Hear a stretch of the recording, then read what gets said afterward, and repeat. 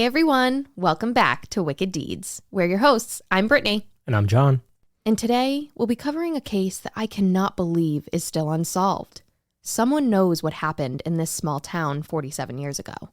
Today's case is about the murder of Henry Bedard Jr.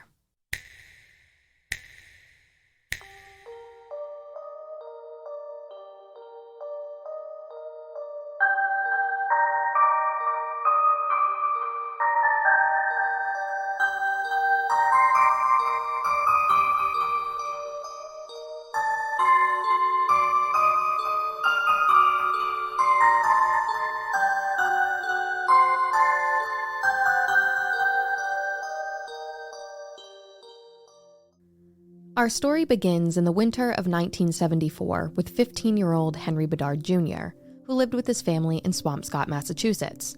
He was one of 5 children. He was your typical active kid at those times. He worked at his dad's gas station, played sports, and even held the position of class officer as a sophomore at Swampscott High School. Out of everything he was doing, he was most proud of being on the junior varsity football team. Although he was athletic, he wasn't the usual stature of a football player. While standing 5 foot 4 inches tall and about 135 pounds, he worked with what he had. Regardless of his size, he was a great player. On Monday, December 16th, 1974, Henry would do as he always did, and he walked his younger brother Stephen to the middle school. He'd drop him off there and then make the 2-mile walk from the middle school to Swampscott High School. Henry was the type of kid that always had a routine, and this went for after school as well. Class would let out around 2:15 p.m., and Henry would leave with all of his buddies. They'd either go chill at a friend's house or at a local hangout spot, depending on the weather. But regardless of what plans he and his friends had, Henry always made a point of being back home in time for dinner, and if he wasn't, you can bet he would call to alert his family of it. However, on this particular day, the 16th of December, Henry changed his normal routine. You see, his dad had recently stumbled across some 8mm film he had in an old camera, and Henry was curious to see what was on it. So he planned to have the film developed after school that day. Once classes let out, instead of walking home with his friends as he usually would, he took the bus over to Vinnon Square Shopping Center, where the local CVS store was located. While he was there, Henry took the opportunity to do a little bit of Christmas shopping. Henry adored Christmas, and his favorite part? Giving gifts. He went on to purchase a bottle of his sister's favorite perfume for her, Love's Musky Jasmine Flower. Henry took gift-giving very seriously, and I'm sure he was proud of his purchase. Once he finished up cashing out, he heads out of the store and is seen walking just a little ways away from the CVS on a very busy stretch of road known as Paradise Road. Did he end up doing anything with that roll of film? Based on my research, it's not entirely clear. Remember, this is 1974, literally 47 years ago, so some of the specifics are a little blurry, but if I had to guess, I would say no. I'm pretty sure it wasn't like it is today when it comes to having film developed. I don't think it was like a 1-hour photo or anything like that. Regardless, the film doesn't appear to be of too much importance. So we know that Henry is seen on Paradise Road around 3 p.m. because he's actually seen by Peter Cassidy, who was a Swampscott police lieutenant at the time. I believe, at least based on my sources, that Peter saw Henry as he was stopped at a crosswalk and waved at him to go ahead. It's reported that Lieutenant Cassidy would later state that when he saw Henry that day, it looked like he was in a rush to get somewhere. This comment seems slightly odd as we find out that Henry was then spotted walking through the Department of Public Works, or DPW, parking lot. While he's making his way through the lot, he's seen by several DPW workers. One in particular was Tom Scanlon. Scanlon would later state that as Henry walked past, he shouted "Merry Christmas" to them and held up his bag of gifts as if to let them know he was headed home to wrap them. This would be the last time that Henry was reportedly seen by anyone in the area. It looked as though he was traveling through the DPW parking lot towards a hill which led up to a location that overlooked most of the surrounding area. This spot was known as Swampscott View, or SV as the locals would call it. It was a pretty popular hangout for the local kids, but wasn't frequented nearly as much in these cold winter months. And as we know, it's December, so it's just a bit curious as to why Henry would be headed up that way. Maybe he was just cutting through to get somewhere on the other side? Was his house in that direction? It doesn't appear like it was a shortcut to his house, but maybe it could have been a more convenient route to get to his next destination, if that were somewhere other than his house. Regardless of why Henry was headed there or through there, those DPW workers would be the last people to see him on December 16th. As I mentioned earlier on, Henry would always be home in time for dinner, which, in his household, was usually around 5:30 p.m. Dinner time came and went with no sign of Henry. As strange and out of the ordinary as this was for their son, it's easy to believe that his parents could have assumed he could have been with his friends and lost track of time, or maybe was held up for some other reason. But as time continues to go by, 6 o'clock passes, then 6:30, now 7 p.m., and still no sign of Henry, not even a phone call. Now Henry's parents had the feeling that something was wrong. Straight away, his family is calling all of Henry's friends to see if anyone had seen their boy. Each person who answered went on to state that the last time they saw him was right after school. As concerns increase, Henry's friends and family begin searching for the missing teen. And as we know, at least us here in New England, the sun sets super early in December, especially because the clocks had just been turned back for daylight savings time. The sun had likely set around 4:30 or 5 o'clock that night, and by the time his friends and family are out looking for him, it was nearly pitch black outside. That wouldn't be the only obstacle they'd face, though, as that night, Swampscott was hit by an intense rainstorm. When you couple the darkness with the storm, it must have been nearly impossible to see more than a few feet in front of you at the time. Henry's loved ones stated that during this time, the only thing they could imagine was that Henry may have fallen and injured himself, and that due to this, he couldn't make his way home. They had no reason to believe that foul play was at hand. It's no surprise, especially after looking into so many cases from around this time period, that when the Bedards first approached police, they were told they had to wait 24 hours before reporting their son missing. But by the next morning, December 17th, things were getting serious. Police sprung into action in an attempt to find the missing 15-year-old. They even had a helicopter searching the area first thing. Which I just find so weird because why were they so adamant about not being able to report him missing for 24 hours? Yet, the following morning, which is less than 24 hours later, they're fully mobile with aerial searches and all that. Maybe the whole 24-hour thing to this PD was more like, let's wait and see if he's home by morning type thing, and when Henry still hadn't shown up, they understood that they needed to get things moving. I guess. I'll just never not harp on how I hate this stupid delay tactic. After several hours of searching, a bleak atmosphere would sweep across the community. By 2:30 in the afternoon, the day after Henry would go missing, his body was discovered in the very area he was last seen walking towards, SV. The crime scene within Swampscott View was gruesome. The injuries to Henry's skull were so severe that investigators initially believed he'd been shot in the head. I can't imagine who would just shoot this random kid walking by. But when thinking about where this could potentially lead the investigation, you'd think that if he was shot, then maybe it was by an adult. I doubt many kids Henry's age were wandering around Swampscott with a firearm. That's an interesting thought, but before we go any further, I wanted to touch on how and when Henry's body was found.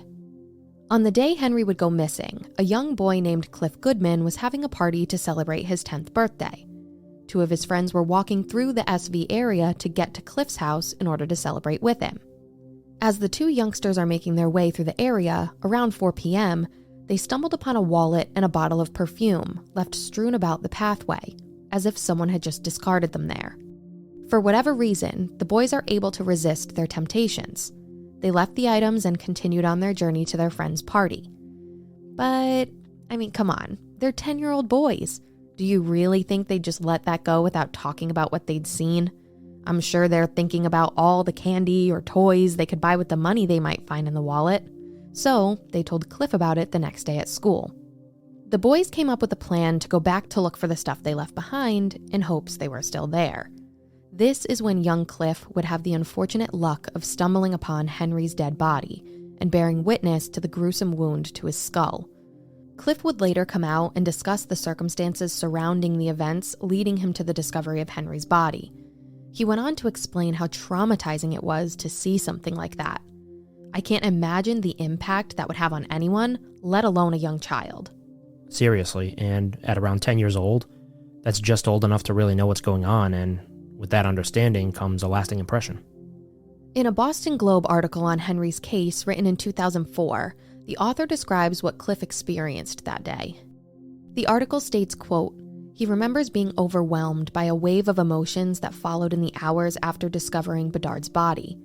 That night, he kept the light on in his room as he lay in his bed. As he tried to sort out his feelings, he could hear the hum of portable generators that lit up the hill as police searched for clues. Since that night, he's visited Bedard's grave more than a dozen times," end quote. Cliff himself goes on to state, quote, "I never knew him, but I felt like I had to go," end quote. I feel like this is something that I just don't hear talked about all that much in relation to cases like these. We're always so focused on the murder at hand and what happened to the victims that we often forget to reflect on those who stumble upon these grisly scenes. These people likely have this image seared into their memory forever. As I mentioned, Henry's head was so badly wounded that investigators believed, during the early stages of the investigation, that he'd been shot. Imagine being a 10-year-old boy and walking up on that. Seeing someone's skull cracked open with blood and brain matter everywhere. That poor child must have had nightmares for years, the image stuck in his brain, unable to shake it. I feel like we often overlook the trauma that others endure when finding things like this. I mean, what about cops too? Like, obviously we know there are a lot of law enforcement officers who become hardened to things like this, especially after seeing it so frequently, but you have to think that after so much time, it has to take a toll at some point, no? While I agree that police officers become desensitized to a lot of trauma, that would more than likely have a heavier impact on the average person, I think that in a case like this, in particular, with a young child or teen, it's got to be a difficult thing to deal with no matter what. I feel like so many people, at least in the true crime community, almost like fantasize about finding a body. I see comments and hear people saying like, "Oh, I want to find a body so I can help solve a murder," or something along those lines. And I'm sorry, but no thank you. Why would you want to put yourself through that? When you're on the outside looking in, I don't think people understand the lasting imagery that could be associated with stumbling onto something like that. Unless it's your job to look at this all day long, why would you want to subject yourself to that kind of trauma? But back to our story. When Cliff found Henry's body, he was partially concealed by a haphazardly strewn pile of leaves. Once discovered, Cliff ran to get his mother, and authorities are called to the scene immediately. It's reported that police were called sometime after 2:15 p.m., as that's when the boys were let out of school and would have headed back over to SV to look for the wallet and perfume they'd seen the day before. What I can't seem to understand is that Henry's friends and family have been out searching all night and came up with nothing.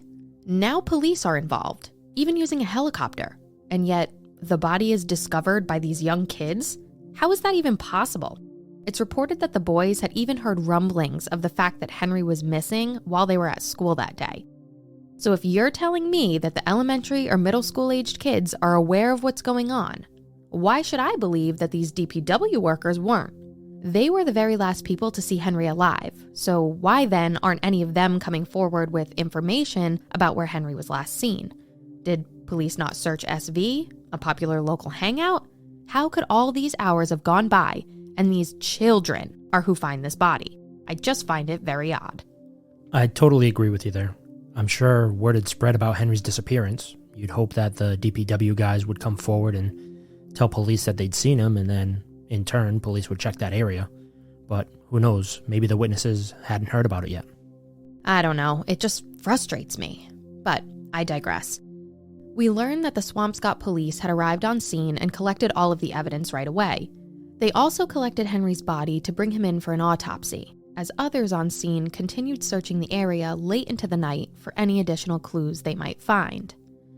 As I mentioned before, authorities were initially unsure of Henry's cause of death due to the extent of his wounds, but before the autopsy had been completed, were working off the assumption he'd been shot. However, we soon discover that Henry had in fact been bludgeoned to death. The murder weapon? A Louisville slugger that had been left at the scene. With this new evidence, our theory, which we formulated under the assumption Henry was shot, is all but thrown out the window. Knowing now that he'd been beaten to death with a baseball bat drastically widens the age range of those who could be responsible. I'm not saying that a young person couldn't have shot him, or an older person couldn't have bludgeoned him, but when attempting to narrow down the potential suspects, it's useful to think about who could be in possession of the murder weapon. But we'll go further into this a bit later. Regarding the Louisville Slugger, us armchair detectives are likely thinking, okay, we've got the murder weapon, left at the scene. Perfect. Let's preserve the item and ensure it doesn't get contaminated. That way we can test it for further evidence or fingerprints. Well, we've got to remember that we speak from an advantageous position. This is the 70s we're talking about. Who knows what little old Swampscott PD even knew about this type of testing? We also can't forget that the night before Henry was found, the entire area was hit by that rainstorm, possibly washing away clues useful for law enforcement at the time. And when speaking about those clues, that doesn't only mean those in reference to things left on the bat, but also Henry's body and even the ground around him. The rain was so heavy, it very well could have washed away footprints that would have otherwise been left in the dirt or mud. Regardless, the murder weapon was seized and booked into evidence. It sounds like the investigators are already behind the 8 ball. At least they have the murder weapon, though. Hopefully that can help identify those responsible. Well, regardless of the slow start, police don't give up hope. Authorities end up sending the murder weapon off for testing within the first couple months after Henry was killed. Roughly 6 months after Henry was laid to rest, authorities are alerted to the fact that the testing from the bat came back, and with a promising clue. They were able to pull a partial fingerprint from the Louisville Slugger. Great! With this information, it seems as though detectives' first instinct was to cross-reference this partial print with Henry's, as to take that out of the equation from the get-go, before they start trying to track down someone else. But wait a minute. The ME apparently failed to fingerprint Henry during his autopsy. And at this point in the investigation, Henry had been buried for approximately 6 months. There are no fingerprints to go off of anymore. Well, there goes that option. Now, I have some thoughts about the situation with the fingerprints in the bat. First of all, we know Henry was last seen by those DPW workers in the parking lot at 3:40 the evening he was killed. But it was never reported by anyone that he was carrying a baseball bat with him. So why would police even think that the prints could have been his? Maybe Henry had grabbed at the bat during the altercation to try and block himself from getting hit? Nope, that's not an option either. This was ruled out when investigators determined Henry had no defensive wounds on his body. It seemed as though he was taken by surprise when he was attacked. I'd assume that investigators wanted to cross-reference against Henry's prints just to get it out of the way and remove the possibility of them belonging to him. If they were supposed to be in possession of his prints after the autopsy, it'd just be a quick one and done, and then they could move on searching for the suspect. What I find to be most aggravating is that investigators could go decades without finding a match to that print, and we may never know if it belonged to Henry or some other person who's just dodged police all this time. Since we're on the subject of the bat, I want to mention how absolutely critical this piece of evidence is to the case. Not only is it the murder weapon, but it may very well have been personalized. Sure, it's a Louisville Slugger, a super common bat used at the time, but there's also something on it that is very distinct, and I feel like someone out there could recognize this if looking at it. I'm going to put up a picture of the bat on our socials and on our website so you can have a visual while we discuss. So, on the butt of the bat, there are some, in my opinion, pretty recognizable or distinct markings. When you first look at this photo, I'm sure the number 1 is going to stick out to you immediately, as it's dug deeply into the wood and looks as though it was manufactured that way. While I researched, I found out that this was the case, and apparently the number on the end indicates what size the bat was. Okay, so that doesn't mean all that much then. It was manufactured and bought by whoever owned it with this mark on it. But overlaid atop the number 1 was what looked to be letters or numbers, or heck, maybe even Roman numerals, which had been scratched or whittled into the wood. What's frustrating about this is that depending on which perspective you look at the marking from, it leads you to a different conclusion on what it means. Now that's just one of the reasons why I feel like this is so distinct, because someone would have drawn this on here and either knows it because it's theirs or maybe saw someone else with it. Either way, when looking at the butt of the bat and the number 1 is showing right side up, it looks like there's the letter K to the left of it, kind of with like a line underneath it, but sort of to the right of the letter itself. However, if you were to turn the bat counterclockwise, it then looks like the Roman numeral 6, which is abbreviated as VI. And then above it, there's like a bunch of random scratch marks that don't really appear to resemble anything. But then, if you take the bat from its original state with the number 1 right side up and turn it clockwise, it almost looks like a strange symbol of some sort. Kind of looks like a line sitting on top of an upside-down V. So I went to the old Google machine and searched to try and figure out what this symbol could be.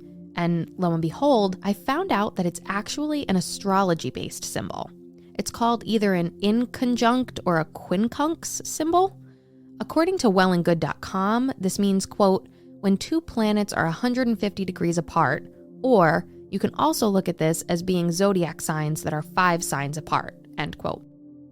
Now, there's a whole lot of mumbo-jumbo that goes along with that, and I don't think any of it is relevant to the case, but I did want to bring it up because it could mean that the owner of this Louisville Slugger is someone who was into astrology. It definitely seems like this marking could be some type of design someone used to brand their property. Like when kids used to put initials on their baseball glove or hat, so it didn't get confused with someone else's. I agree, and overall, I just feel like if someone had seen this before, they would remember it.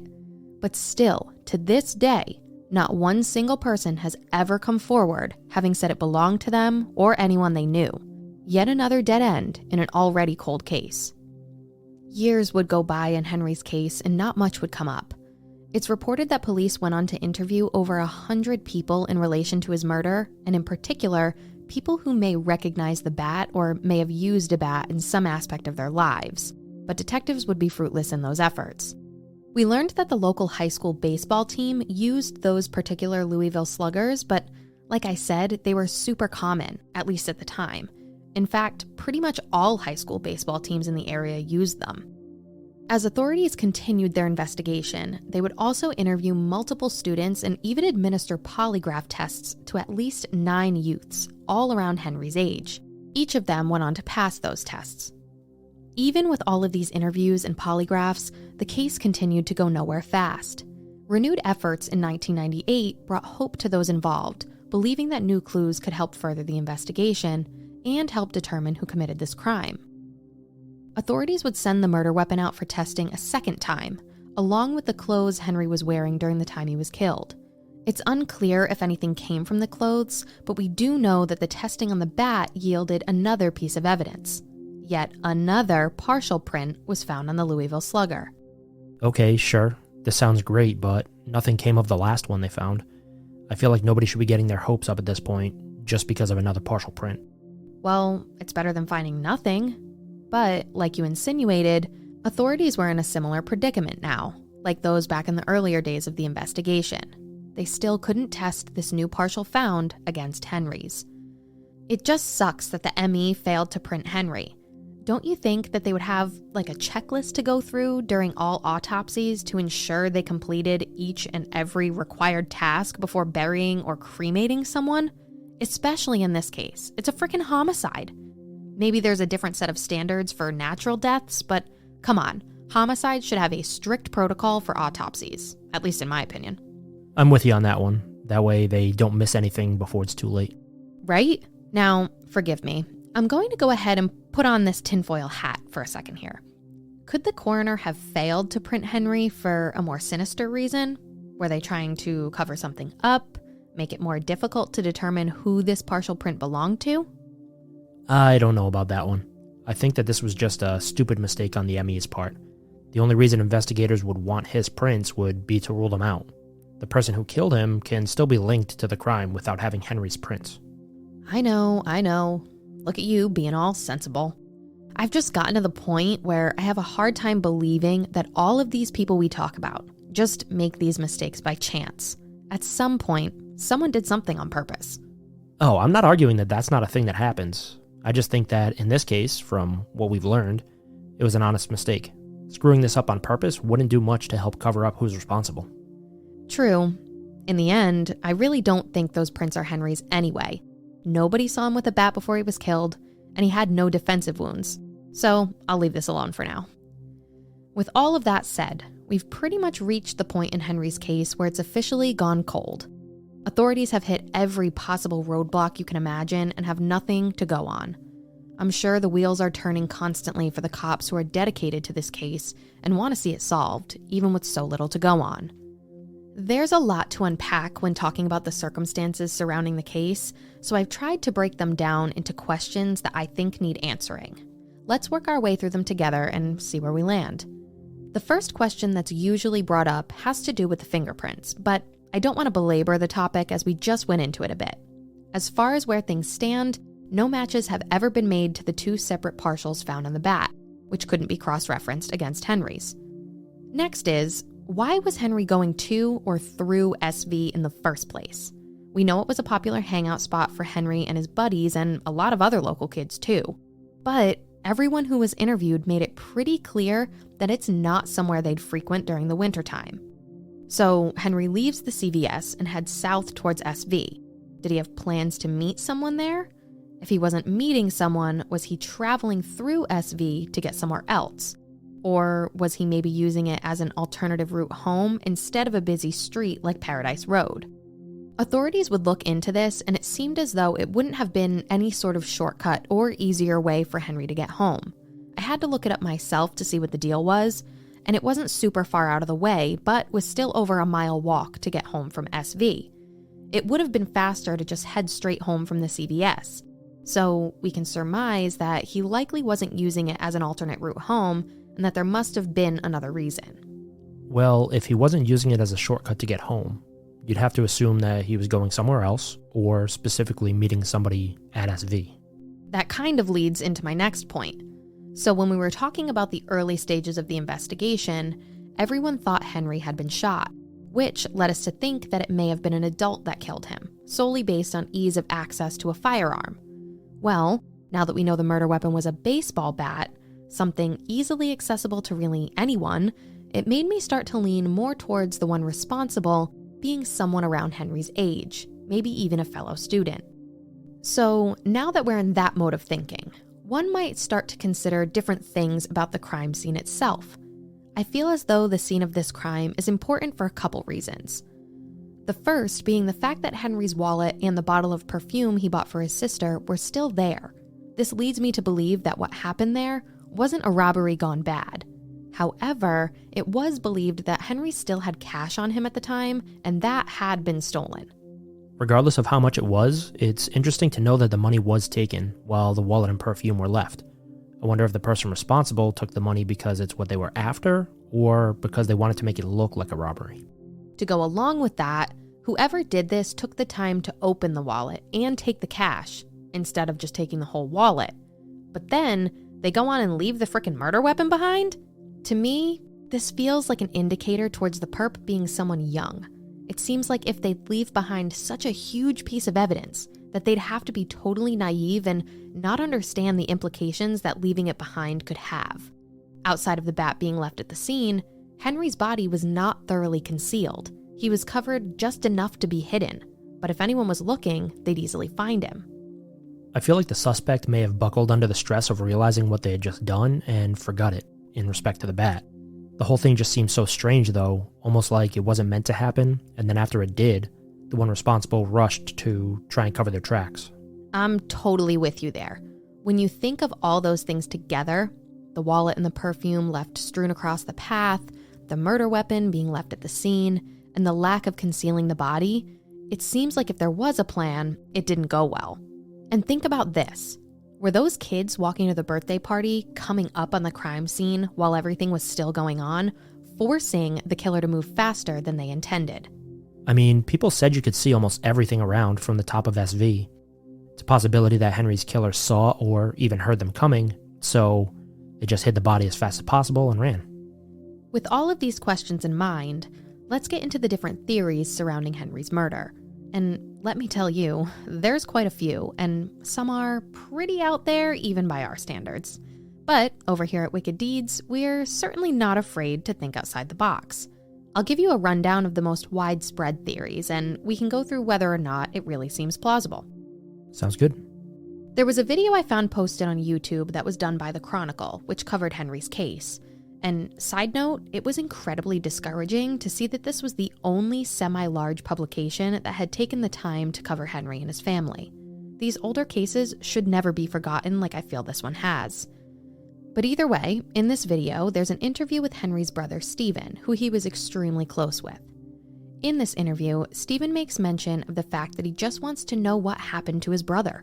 He continues on and provides some ideas of things that could have led to his murder, kind of like suggestions of what he thinks could have occurred that day. He makes a comment that I found to be particularly far-fetched, though. He says that he wonders if it could have been a girl's dad who may have gotten angry with Henry.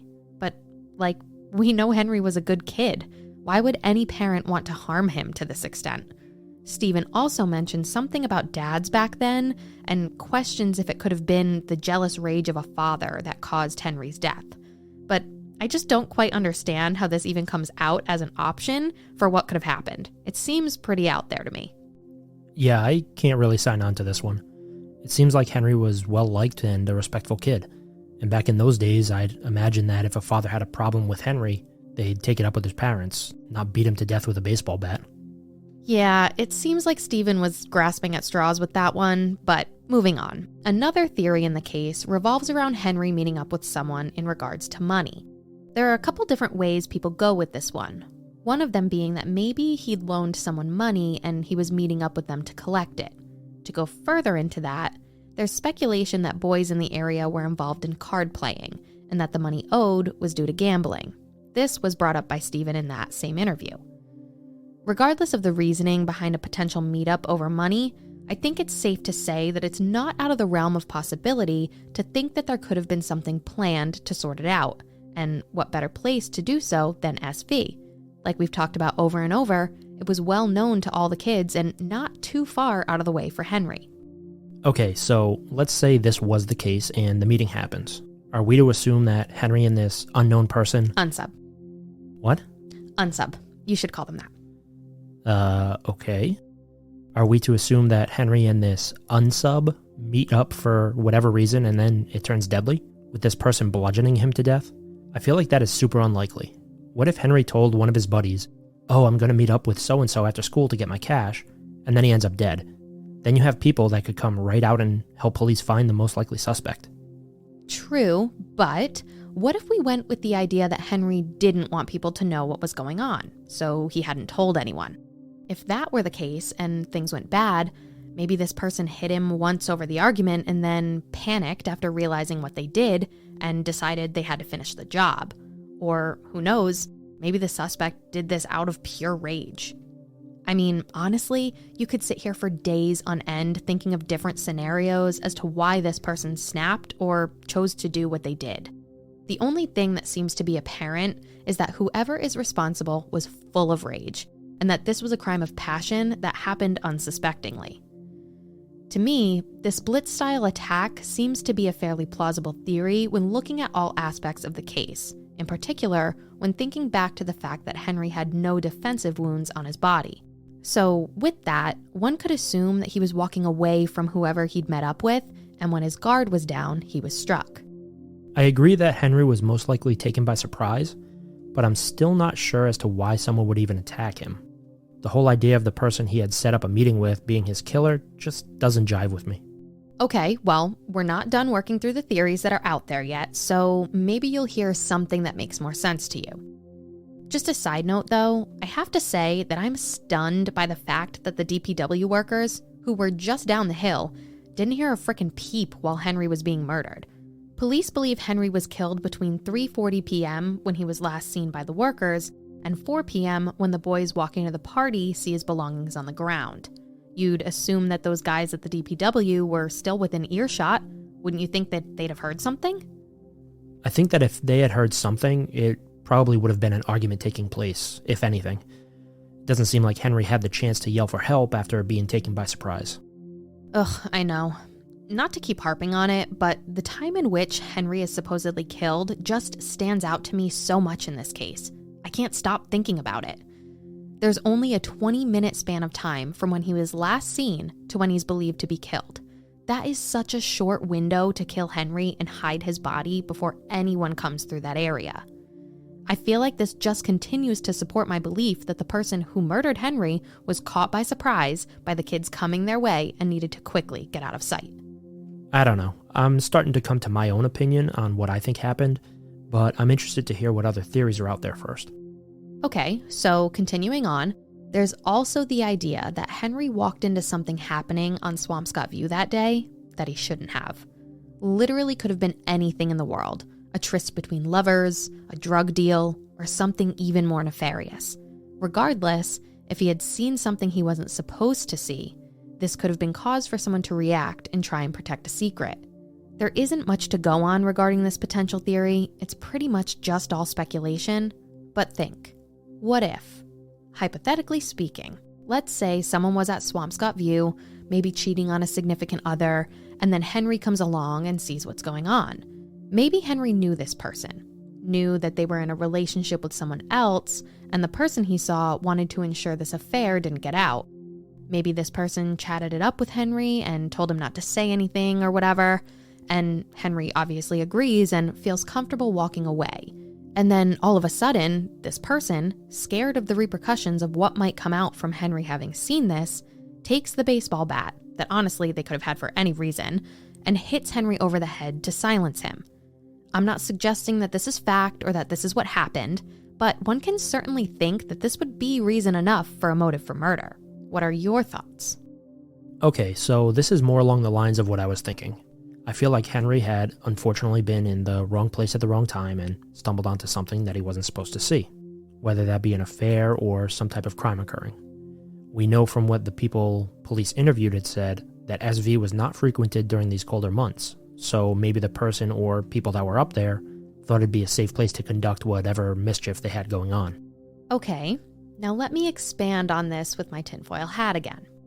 So this may be a bit outlandish, as I've only really seen it brought up online on forums and social media, but tell me what you think. All right, go for it. So it's not unheard of that this happens, but we have no reason to believe that this is the case in this instance, at least with the evidence we have at this time.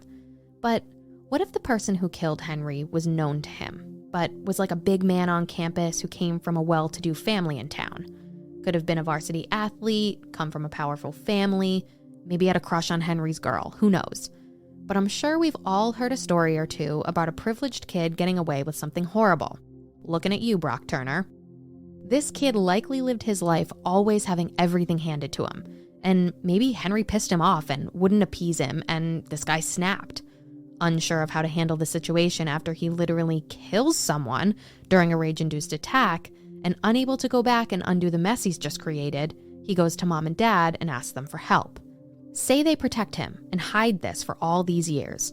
The kid was lucky enough that the bat lacked the necessary evidence to identify him, and you bet your booty they aren't going to spill the beans about whose bat it is. Maybe the family silences any friends that could have been with him when he killed Henry.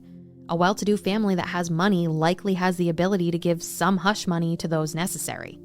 I mean, I don't think it's a totally far-fetched idea. How is it that after literally 47 years, there's not one person who cracked and came forward? Does this powerful family still live in town? Are people afraid of the repercussions of potentially coming forward?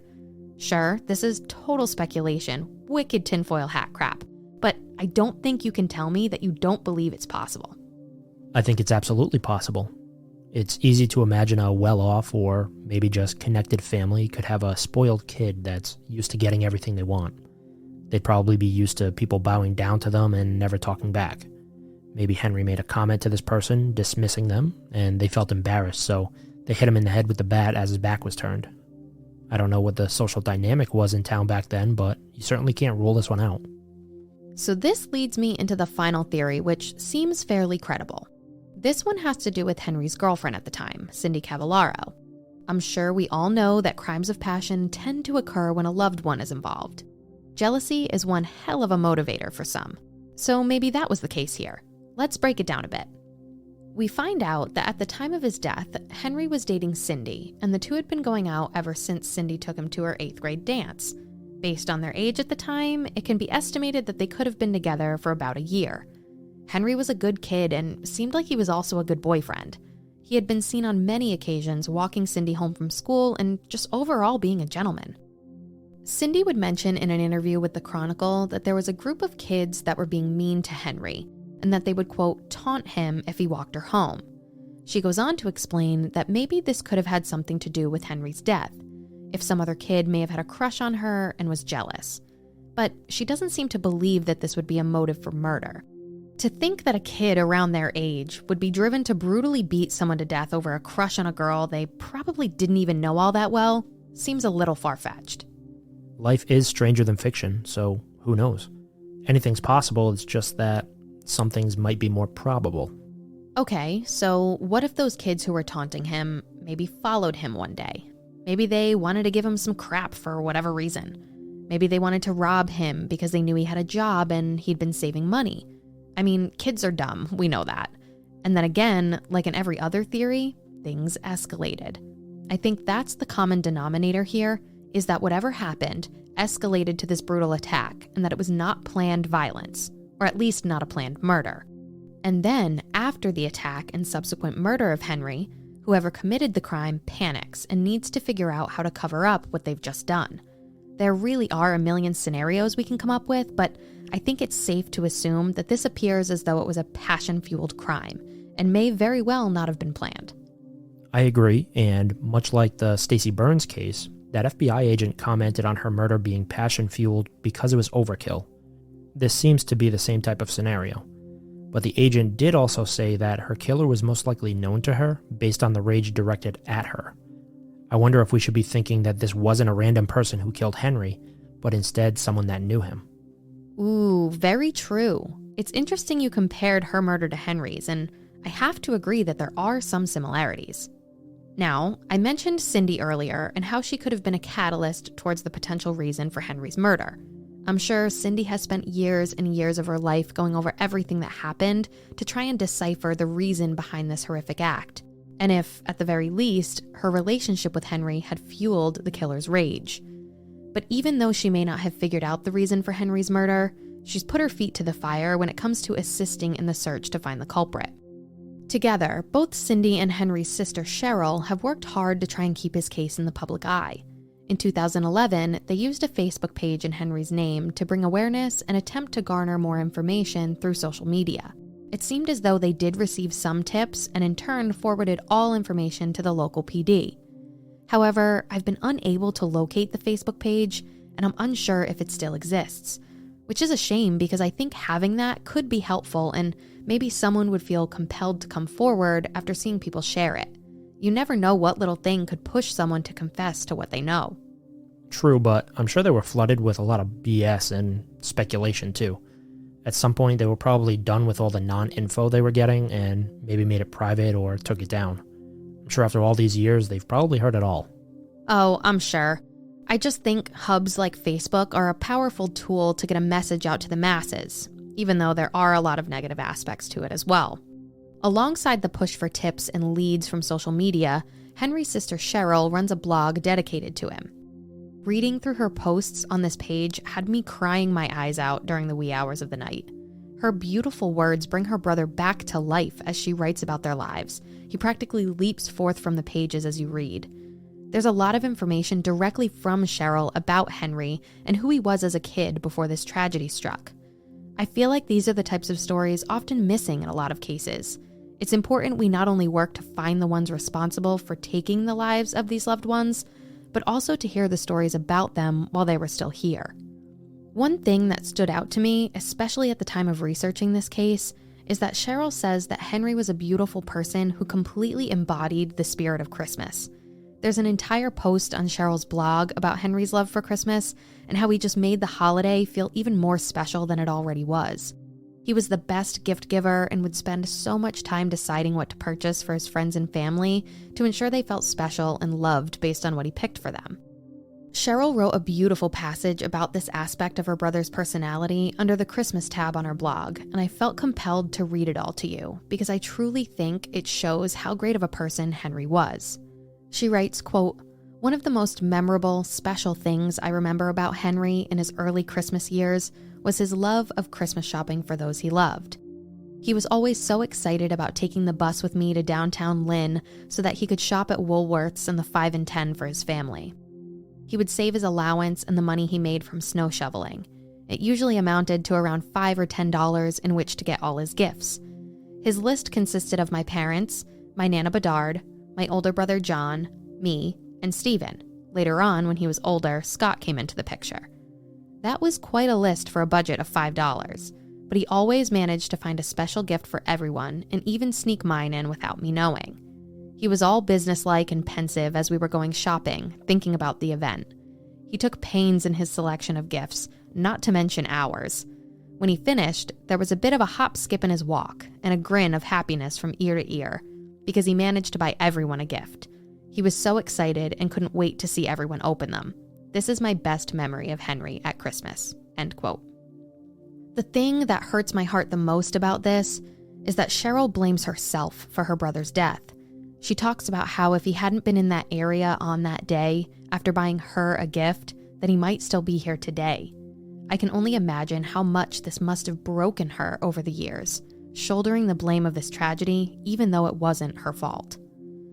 She was in college at the time of Henry's murder and proceeded to move to Florida, where she now works as a lawyer.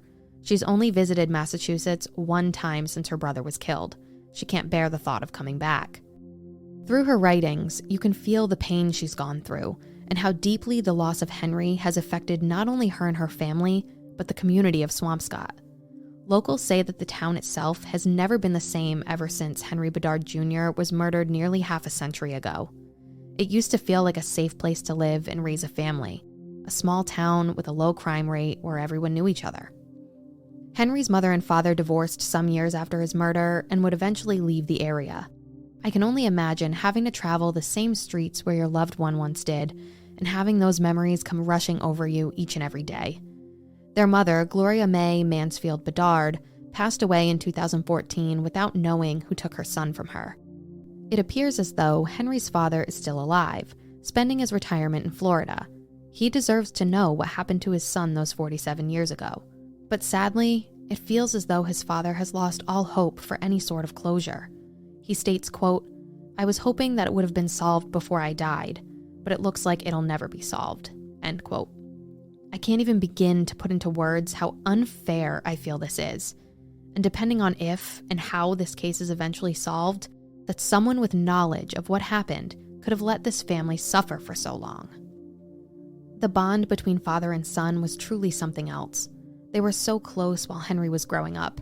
Henry Sr. would even explain how Henry Jr. had recently told him, quote, that he hoped to obtain a driver's license on his 16th birthday so he could open the station and allow his father some extra sleep, end quote.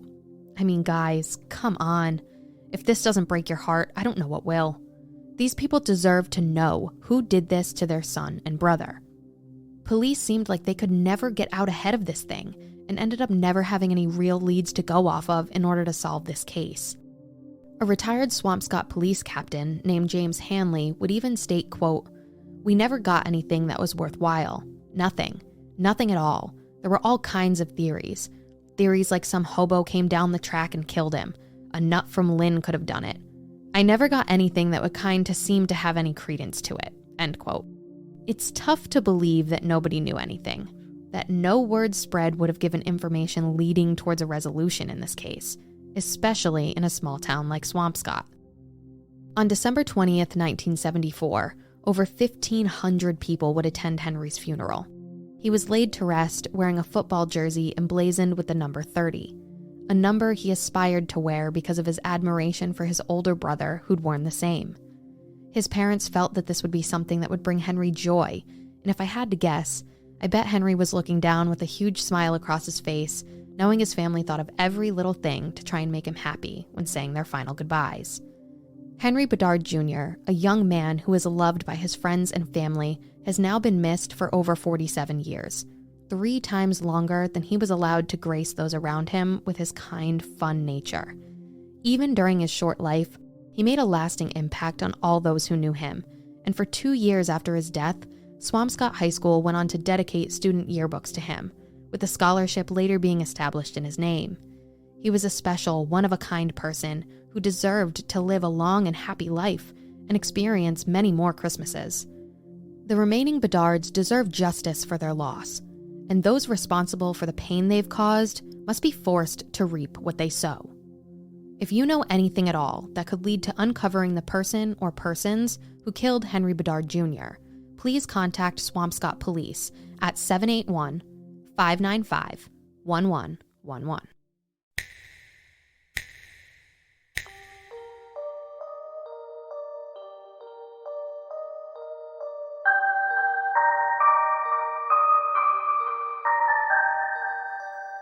Thank you all so much for tuning in every week. We're so happy to have you here. Make sure to leave us a 5-star review before you go and follow us on our socials.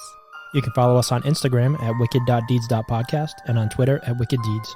Don't forget to visit our website, wickeddeedspodcast.com, to take a look at any photos from this episode and view our source material. But most importantly, tune in next week for an all-new episode.